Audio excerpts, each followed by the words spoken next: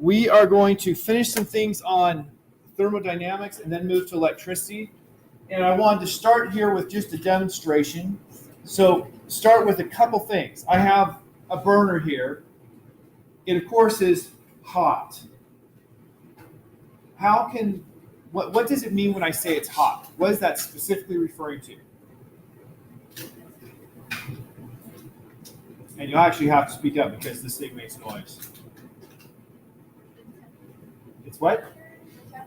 The temperature. If it's hot, that means it has a high temperature. And what does temperature mean? We now understand.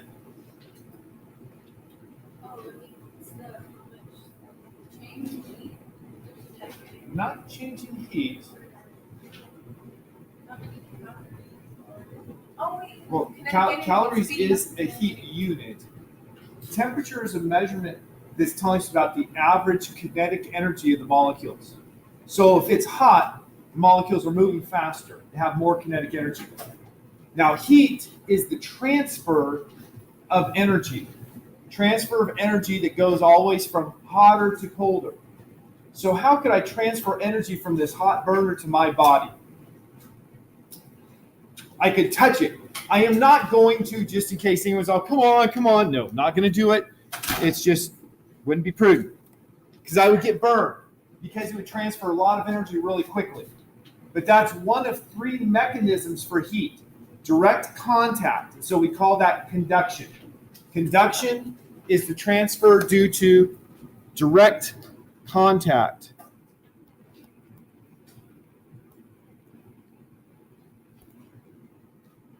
So that's the first one. What's another way that I could get warmed up by this but not touch it?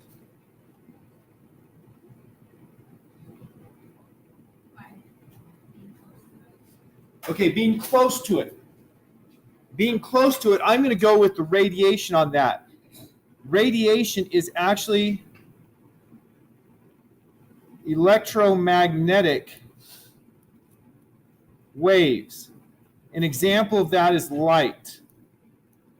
So we can get warmed up by the sun. We're not next to the sun in that case, but we can get warmed up by the sun because of the light that's coming from the sun to the earth. The third way, you've got 2 out of the 3. I'm going to go ahead and give you the third way. The third way is I can put my hand above it. A lot hotter up here than it is over here. Why is it a lot hotter up here than over here? Okay, she said steam rises? Heat rises. Okay, heat rises. Now, the technically correct thing is hot air rises. But we call that convection. Convection is when we have an intermediary. So in this case, it's the hot air. Now, we can understand how hot air rises. We learned about buoyancy, about things that float. And what was the basic condition for object A to float in fluid B? Object A will float if what occurs? I'm actually going to turn this off and relight it in a minute. It just makes too much noise. Object A will float if, I think I heard somebody say density. It has to do with the density. If it's less dense things float on more dense things. And so when the air is heated, its temperature goes up. Temperature goes up means the molecules are moving faster. The molecules are moving faster when they bounce off each other, they bounce harder. And so it's kind of like, back when I was in graduate school, my roommate and I would sometimes go to these establishments where people danced. And they would have mosh pits. And he was a football player, and I felt like a football player, just never had a chance to play. So we had a lot of fun out there in the mosh pits. But, like if people are slow dancing, they can be really close together. But when people are slam dancing, they tend to be a lot farther apart. For exactly the same reason what goes on with the air, the higher kinetic energy, right? I don't know if you guys have ever seen people slam dancing, but you try to go fast and hit people. And every now and then somebody would be hurting the girls, and so we would go take them out because we had that ability. But they're hitting things harder, so they bounce off harder, and so they spread apart. But what does that do to the density if the molecules move farther apart? So you have less matter per unit volume. What's happened to the density? It goes down. So when the temperature rises, things naturally expand, and so the density drops, and so hot air is less dense than cold air. And because it's less dense, following our rule, hot air will float on cold air, so it's buoyant. Now, something that's completely unrelated. I learned a whole bunch more of the really silly arguments that flat earthers use. And one of them is, no, there's no such thing as gravity. Your physics teacher's lying to you. It's just buoyancy. Here's the thing. Buoyancy occurs because the pressure increases with depth. But why does the pressure increase with depth? What's making the air and water have an increase in pressure? It's the force of gravity because it's the weight of the material above. So you don't have buoyancy without gravity, but they're saying you don't need gravity, it's just buoyancy. They don't really understand. They also think that if you're going fast, that means you have to have a huge acceleration. They don't understand. It's very confusing, their world. Okay, so back to this. Convection, we have a fluid, in this case hot air, that was transporting heat. So you can have like a convection oven. My brother has this super convection oven that he uses to make like French fries without having to put them in oil. What is it doing? Well, convection means you're transporting heat through an intermediary. So what it's doing is heating air really hot and blowing that hot air on the potatoes to make them into French fries. Convection is really important to us. It's a huge driver of all of our weather situations. You have hotter air, colder air. The hotter air is less dense. It floats up, colder air takes its place. So if you live like near the ocean, water is a material that takes a lot of heat to change its temperature a small amount. Remember, we learned that a calorie is the amount of heat required to raise 1 gram of water to 1 degree Celsius. Well, most things, 1 calorie will raise the temperature much more than 1 degree Celsius for 1 gram. So water, we say, acts as a heat sink. Water keeps the temperatures from changing very much. So if you're at the beach, let's say Huntington Beach, where my sister lives, the water out there is going to stay pretty constant temperature day and night because it has that high specific heat and there's a lot of water. The ground, during the daytime, the ground gets hot because the sun is baking it. And so the air over the land is hotter than the air over the water. The air over the land rises up. Air from the water flows from the ocean onto shore. So you have a gentle breeze coming from the ocean onto shore during the daytime. But at nighttime, the land will cool quickly because it has a much lower specific heat. And so then the land becomes cooler than the water. Now it goes the other way. The air that's over the water is less dense and it goes up, and the water from the land comes back out to the ocean.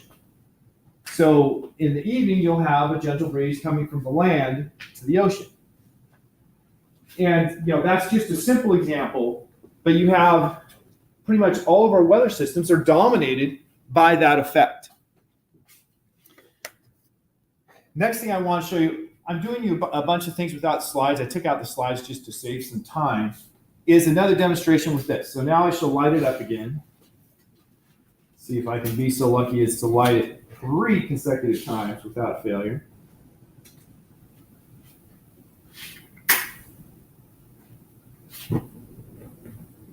Yeah, it's my lucky day. I'm really not good at lighting things.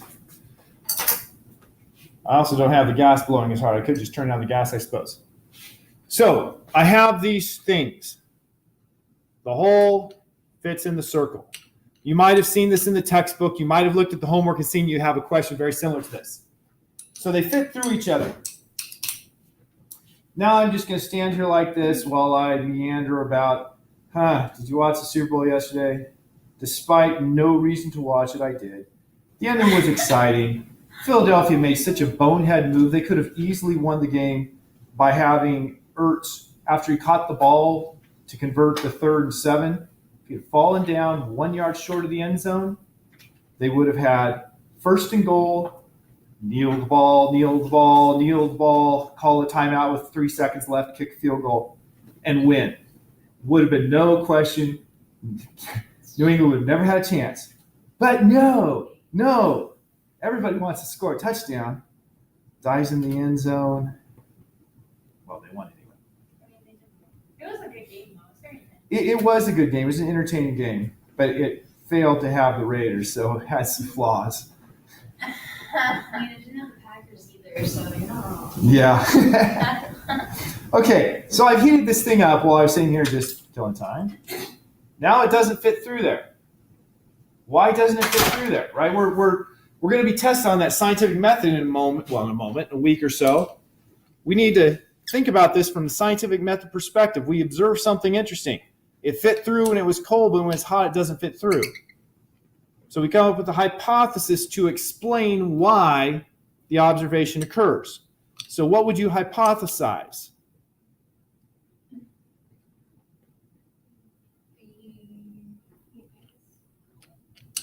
The what? Okay, it must have swollen, it must have expanded when it heated up.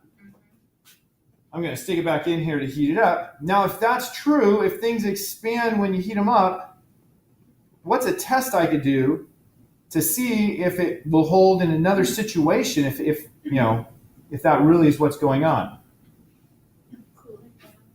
Okay? Cool it down, see if, well, we already know it's going to go through when it cools down because it went through before. Oh my gosh. That was very rapid boiling of water.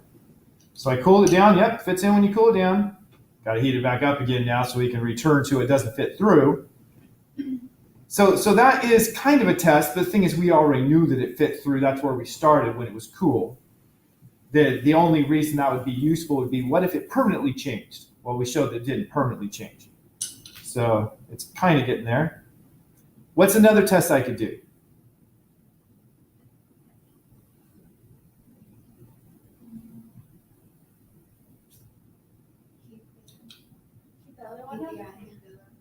Okay, heat up the other one.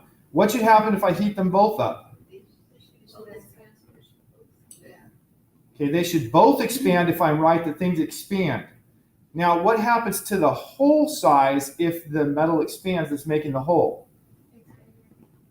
Okay, so we're going to check and see if that's what really happens, because that's what you do with the scientific method. You come up with a hypothesis that's based on scientific ideas, and then it needs to make a prediction, and you do a test to test the prediction. So, hey, look, when they're both hot, it fits through again. So you were right. The hole expanded. One of our basic rules for this thermal expansion that comes from things like this is that a hole expands at the same rate. That's interesting.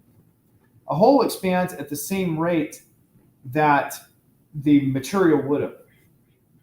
Right? Because my first thought in doing this was, wow, that's red hot. You know what I'm not going to do? Oh my God. Touch it. Touch it, yeah. First time I saw a football player who was branded, I was like, what in the world? That poor guy. Well, that's red hot. Right. Just don't put it in the water. But I have to. It's not as exciting because it doesn't have as much volume as this one. It sounds so cool. That, I just have to do this some more to see if I can get this one red hot, because this should be much louder. Okay, so we use the scientific method here. You have a question that has a circle like that, but it has a gap in the circle, and it asks you what's going to happen to the gap in that circle if you heat it up. So based on what we saw here, what should your answer be?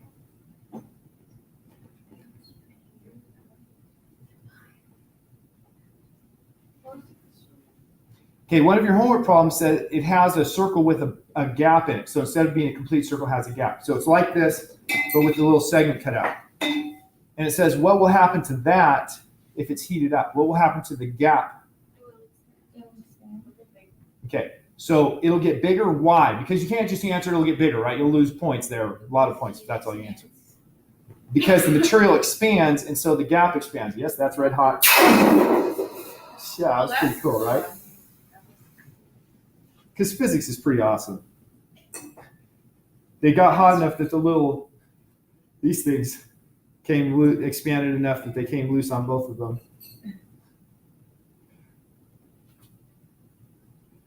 All right, turn that off.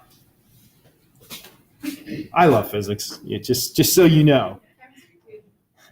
Yeah, kind of. This is talking specifically about radiation. Remember I mentioned the 3 types of heat transfer. What were the 3 types now that they're not on there? Conduction, which is direct contact. Radiation, which is electromagnetic waves. And convection, which is an intermediary, like you heat up the air. Convection doesn't have to be air. You can have water being a convective medium or lots of other things. But air is the one that we usually talk about. Now, radiation is really interesting. The surface of the material, its color makes a difference. You probably know some basic things about wearing black versus wearing white. Black is the perfect color for absorbing and emitting radiation. Why is it the perfect color? Well, black means it doesn't reflect anything. It absorbs everything that hits it. But it just turns out that if it absorbs really well, it also emits very well. So a dark surface will absorb more radiation. So if you go out on a sunny day and you're wearing a black shirt, that shirt will absorb more radiation, making you warmer than if you wear a white shirt, which will reflect more radiation. So if you want to have nice cold lemonade, and you have a black pitcher and a white pitcher, and you're going out for a picnic, which pitcher should you use? The white one, because the white one is going to reflect radiation rather than absorb it.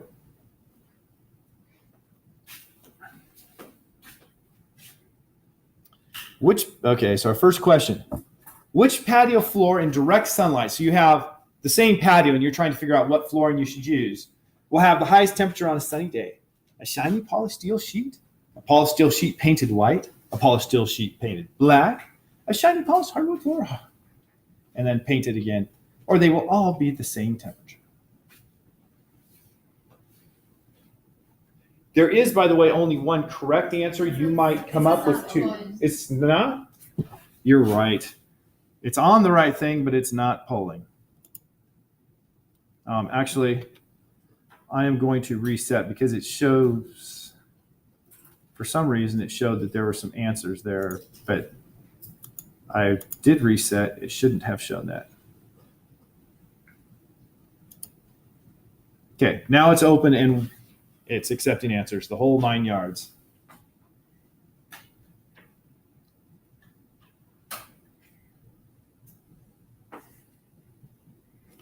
Okay, everyone else answer really quickly. Savannah and Leslie are the 2. Okay, now just Leslie. Savannah, Dan, you know who you are. Okay, so we've all answered. I think I figured out the idiosyncrasies of the program at least. Okay, here's our answers. So we had the majority here said a polished steel sheet painted black. We had 2 minority answers, polished steel sheet painted white, and they will all be the same temperature. Now, surprisingly enough, the correct answer is one of the ones with 0. But let's talk about the things at play. 6 people said a polished steel sheet painted black. Why painted black? Okay, the painted black, actually, no, I take that back. That is the right answer. I had to think this through myself. The painted black is going to absorb heat the most. Now, the steel painted black and the hardwood painted black are the 2 that, they're both going to absorb equally well. What's the difference in the 2? The steel is a good conductor. So all of the steel is going to heat up because it conducts heat well. Wood is a poor conductor. That's why there's wood handles on these things, because it's a poor conductor of heat, so I can hold the handle while it's red hot at the end. Trust me, if I had been touching the metal of that bar, it would have been burning me significantly. So metals are good conductors of heat as well as electricity, and poor conductors. Wood is a poor conductor of heat as well as electricity. And so the wood would basically have the top surface is hot, but then underneath it's not as hot. So if you were to do something like step on, okay, if you just measure the temperature, they're probably going to be just about the same temperature. The steel might be a little lower because it's conducting heat into the ground, because it's a good conductor. But if you step on it, which one's going to feel worse on your foot? Okay, of the two black ones, the steel or the wood? The steel will. That's the correct answer. And the reason is because it's a good conductor, the entire thing is hot, and when you put your foot on, if you do it on the wood, just the section you're touching puts heat into your body, and then it stops because it's very slow at conducting heat to replace that. So if you put your foot on the hot wood floor, you'll just have a momentary surge and then nothing. But if you put it on the hot steel floor, it's going to keep heating and keep heating and keep heating, and you're going to get a burn if it's hot enough. So when we talk about this, like which would you want to walk on a hot sunny day, you'd be okay with the black painted wood floor. It would be hot, but it wouldn't burn you. Whereas the black painted steel would. I don't know about you guys, but going to the beach on a nice hot sunny day, I have many times burned the bottoms of my feet. And you do things like try to dig your feet in to get below that surface layer, because the sand is also a poor conductor of heat. So underneath the surface, it's cool. You just got to get your feet past that hot sand.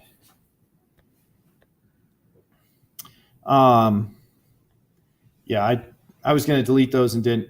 This one here I have in for a really good reason. How many people like watching TV shows like CSI? Okay, I got at least half the class. You have a medical examiner. Anytime you have a dead body, how do they determine how long it's been since that person died? They measure the liver temperature. They stick one of those refrigerator thermometers, stick it in there, at least on TV. I don't know if in real life they just, stab them with that refrigerator thermometer. But they stick it in there and they measure the liver temperature. Why the liver? I really don't know why it's special about the liver, but they want to get the core body temperature. Because Newton's law of cooling says the rate at which something cools is proportional to the temperature difference between it and the environment. And so knowing the mass of the body, knowing surface area, you can calculate what the rate of cooling should be based on the temperature difference between the environment and the body. And so faster cooling means it'll be a lower temperature.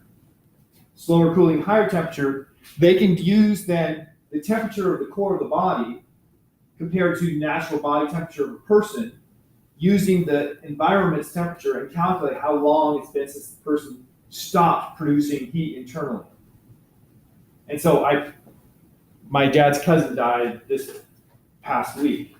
And they don't know when she died, but they have an official date of death.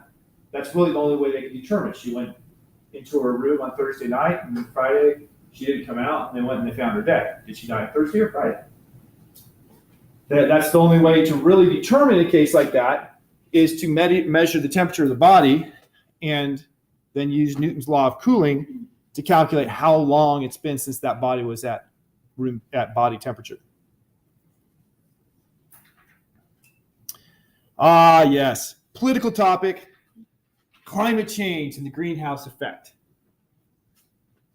Tell me about the greenhouse effect. What do you understand it to be?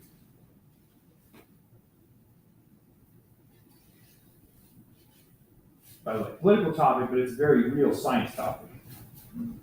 What do you understand the greenhouse effect to be? First, let's start with simple. Is the greenhouse effect good or bad? Most scientists would call it good, mostly because there's no life on Earth without the greenhouse effect. The greenhouse effect, you've probably seen or been in a greenhouse. The idea of the greenhouse is you have radiation, one of the three types of heating, coming from the sun. And that solar radiation is coming from a very hot object. And because it's a hot object, it comes in the visible spectrum of electromagnetic waves. So we can see the sun because it's hot. The Earth's atmosphere was, I believe, created by God, such that the sun's light can come through. And so we receive that heating from the sun. and it heats up the Earth. But then the Earth is also giving off radiation because it's also hot. Of course, how hot is the Earth? It's 60 to 70 Fahrenheit on average. So the Earth is giving off radiation, but it's not as hot. Because it's not as hot, instead of giving off visible light, it's giving off longer wavelength waves. Wavelength is the distance between repeating. So if the sun's wavelength is like this, the Earth's wavelength is a much longer distance before it repeats. And so the atmosphere only allows through light in a couple ranges. And the light that's leaving, the electromagnetic radiation leaving from the Earth, is often blocked by the atmosphere. And so that's the greenhouse effect, that the radiation can come in, but it can't leave. So if the energy can come in, but it can't leave, what has to happen to the total energy? Like my bank account. If money can come into my bank account, but it can't leave, well, that'd be wonderful, until I need to buy something. What would happen to the balance of my bank account? It would go up. So that's what happens on the Earth, is the temperature goes up because you have more energy coming in than going out. Now, the amount that actually escapes is going to be proportional to the temperature of the Earth. So as the Earth gets hotter, the amount that escapes goes higher. And so we reach a balance where the amount of energy coming in is equal to the amount of energy going out. But without the greenhouse effect, our balance would be frozen. With the greenhouse effect, our balance is a nice, comfortable temperature. If the greenhouse effect is too large, then we're like Venus, and it's 800 degrees everywhere. That's not going to work for living, right? So too much greenhouse effect, we die. No greenhouse effect, we die. We need it, but we need it in moderation. So this picture is illustrating a traditional greenhouse. You have the short wavelength solar radiation, remember short wavelength, coming in. The long wavelength radiation from the plant goes out, but it reflects off the walls rather than getting out of the walls. Now, how does this affect the climate? Well, our Earth's atmosphere has a bunch of gas. I'm trying to get rid of that little thing. Our Earth's atmosphere has a lot of gases in it. And different gases absorb different wavelengths. And so based on the composition of gases, we're going to have more or less greenhouse effect. And so there's a number of gases that make up that greenhouse effect. And here is a diagram. This comes from Wikipedia, by the way, this picture here, showing the radiation coming from the sun.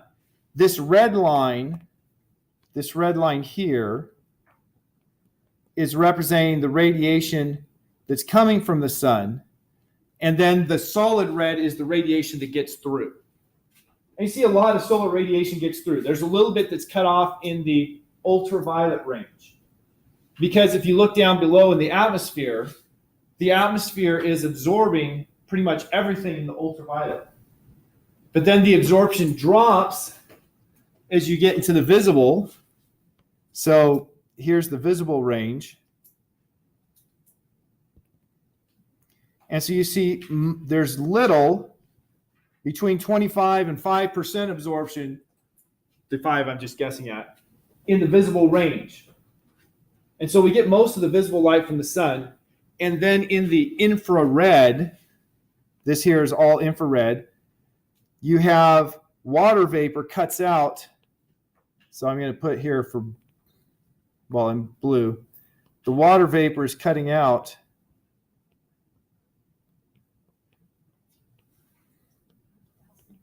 pretty much all of that. And then we get to the Earth, which is much cooler. So the Earth's radiation is following this, it's supposed to be magenta, I think, this lilac line. That's pretty much what the Earth's radiation is like. But the Earth's radiation is largely blocked. What's largely blocking the Earth's radiation? Look at the bottom graphs. What gas is largely blocking the Earth's radiation?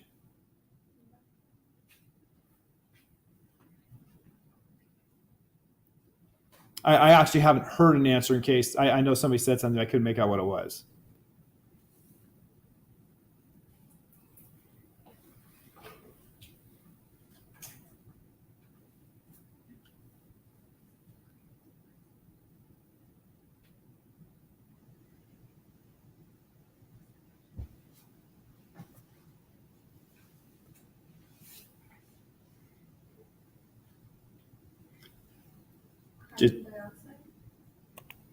Okay, carbon dioxide is blocking this range here, right?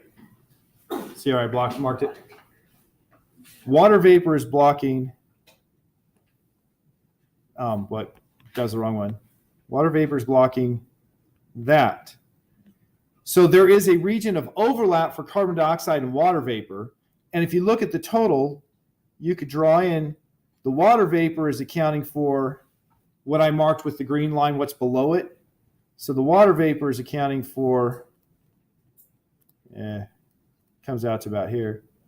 Water vapor is accounting for everything in there and everything in here. And then carbon dioxide is pretty much accounting for this. And then we have oxygen that's accounting for this.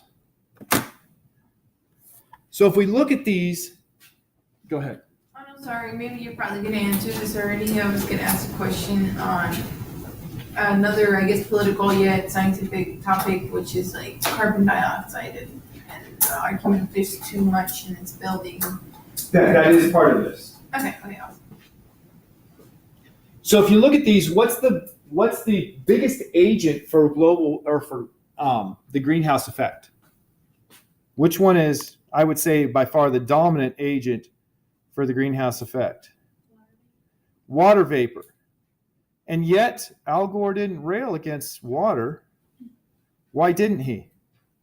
And there's a good reason.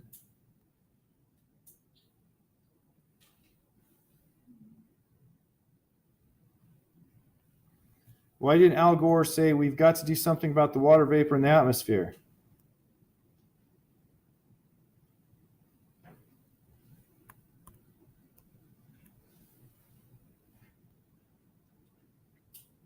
The easy answer is we don't have any control over that, right? The earth is covered with 70% roughly water. And as temperature rises, the amount of that goes into vapor rises. As temperature drops, it drops. But that water it's out of our control. The carbon dioxide, we do have some control over.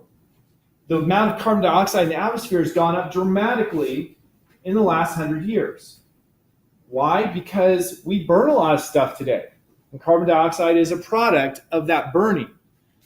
And so the focus on carbon dioxide is because that is an area that we have direct control over. Now, another thing that most people don't know is that carbon dioxide naturally increases as the temperature increases. The water of the earth is very important to our global climate. It is conjectured that the reason Venus has a runaway greenhouse effect is because it never got cold enough for water to condense to form liquid. On Earth, we have liquid water.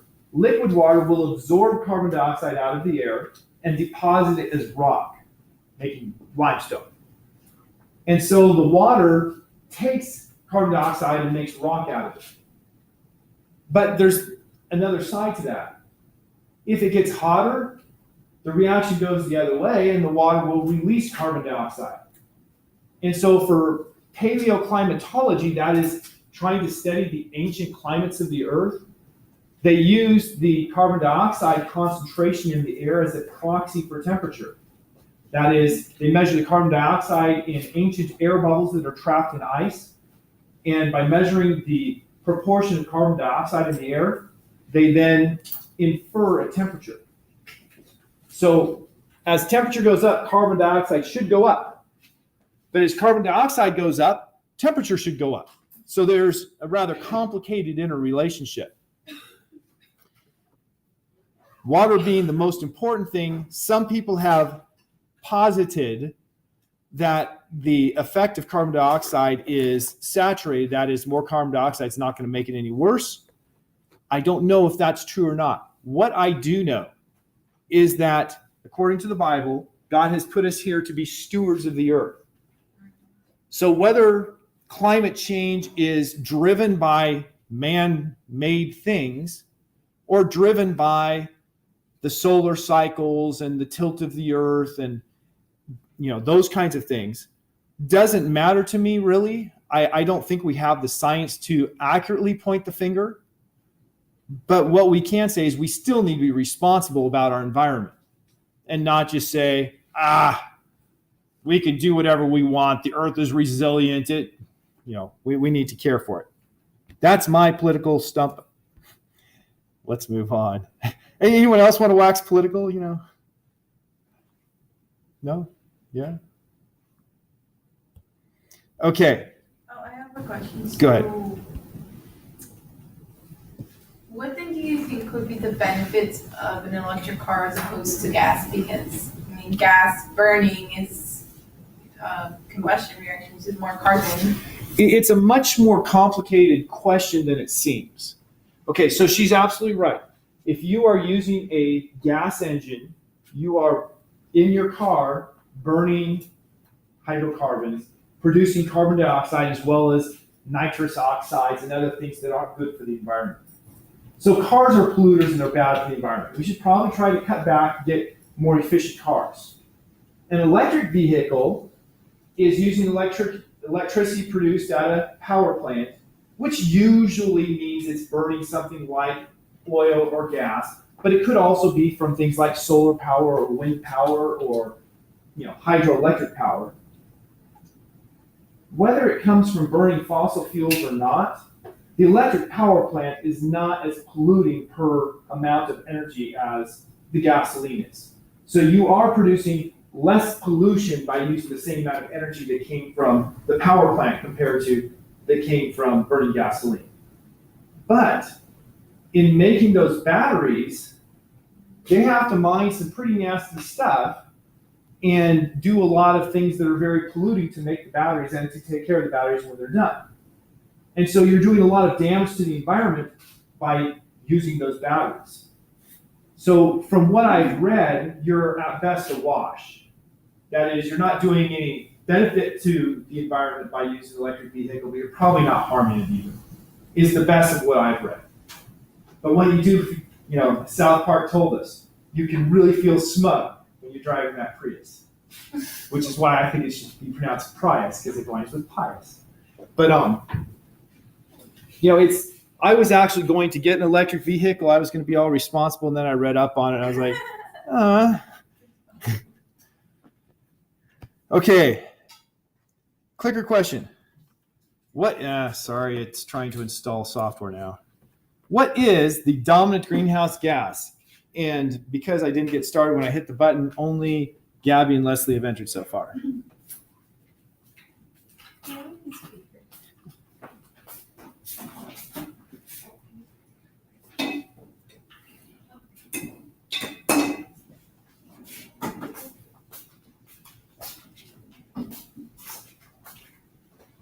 Okay,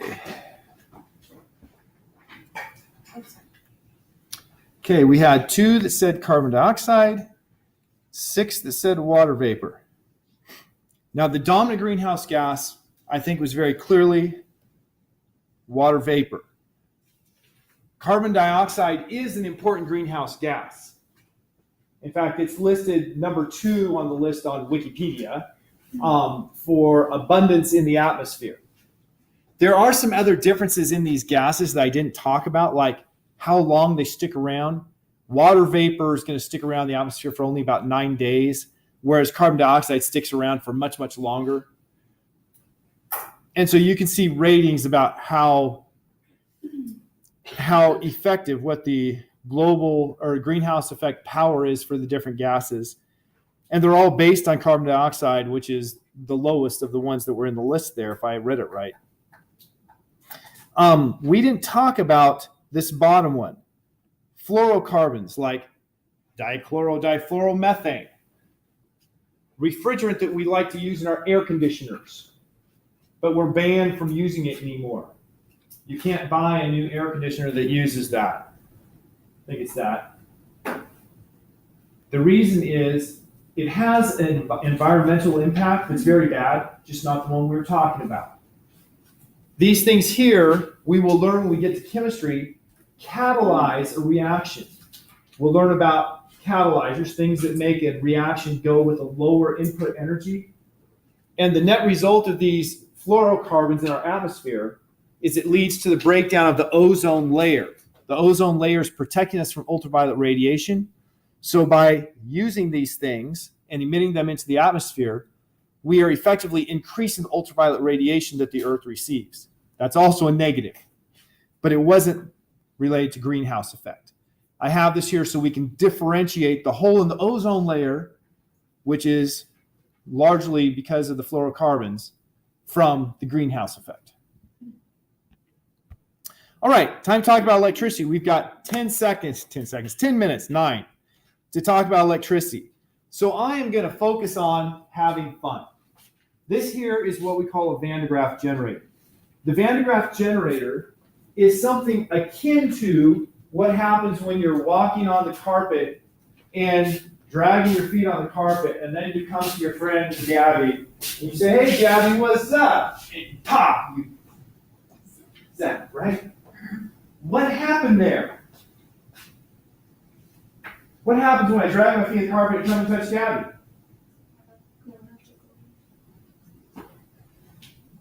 We've got some ideas. It's electrical something. Well, it's been long understood that if you rub the right materials together, such as rubbing, it's supposed to be amber, it's rubber, on fur, this used to be fur, it's just fur that fell apart, that it will build up a charge. And then it was discovered further, and I don't have the stuff set up because I knew I wasn't going to have time, discovered further that if I take a glass rod and rub it on, it's supposed to be silk. We all know Richard don't wear silk shirts. If you take a glass rod and you rub it on silk, it builds up a different kind of charge. And so scientists like Ben Franklin determined that there must be two types of charges. And so they call them, very simply, positive and negative. Positive is one type of charge, negative is the other. Ben Franklin is the person who said, I'm going to say that whatever type of charge it is that's on the amber rod, I'm going to call negative. Now, the Greek word for amber is electron. And it turns out that we now understand that you've built up electrons on that amber rod. So electrons have a negative charge because Ben Franklin said so. Now, what's this thing here? Well, if you get down to it, like I said, it's essentially me rubbing my feet on the carpet on steroids. It has a rubber belt here. On the top, there's a piece of aluminum, so it's rubber rubbing on aluminum. On the bottom, if I turn it around, it's a piece of nylon, so it's rubber rubbing on nylon. Rubber on nylon puts one kind of charge on the rubber. Rubber on aluminum puts it the other way. So what it's basically doing is rubbing charge onto the belt at the bottom, coming to the top and rubbing it off of the belt, and it ends up on this globe. So this globe is going to have more and more and more charge put on it. And then we act like Ben Franklin, say, what's that going to do? I don't know. We can only test and find out because what are we? Physicists. So we light this thing up. And now comes the part that I hate of life. I don't like getting shot, but I do it because, you've got to see all the fun in physics. So, turn off all the lights I can here. Still not very dark because I have the back things open. But you can see there, you can hear more than see, that we have some electrical arcs coming out. It keeps coming out here. Yeah, I can feel it from here. Pretty high voltage. So if I come up here, I can draw arcs to me. See those little arcs? Does it hurt? Well, it's not fun. I want to try it. You are free to try it. It works better to the elbow, as you can see. That's a pretty big old arcs. Wait, what will happen to my hair if that happens? Probably won't do anything. Okay, now, if you just bring your hand up and touch it, which is kind of scary to do, it'll stop shocking you once you touch it. Oh, my heart is dying.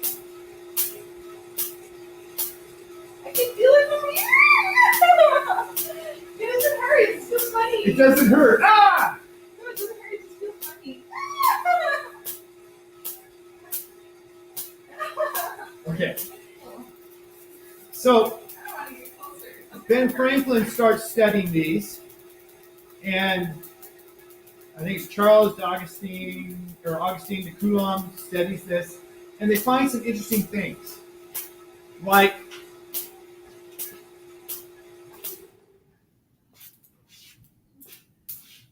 okay, I'm going to take these pie tins and stick them on here. Oh, snap. What? What? And then I'm going to plug it in. And the question is, what do you think is going to happen? They're going to repel. Okay? Gabby says they're going to repel. Why do you say that? Because I think it'd be cool to see. Because I think it'd be cool to see. That's how we make our scientific predictions. I think it'd be cool, so that's what's going to happen. It is what's going to happen, by the way. Oh, I shouldn't tell you because we're scientists. We do the experiment first. But, you know, we want to try to figure out what's going to happen in these crazy situations. So I plug it in, and I had to plug in the right one. I plugged in the wrong one earlier today. I was like, it's broken. Nothing's happening. I was wrong, thankfully.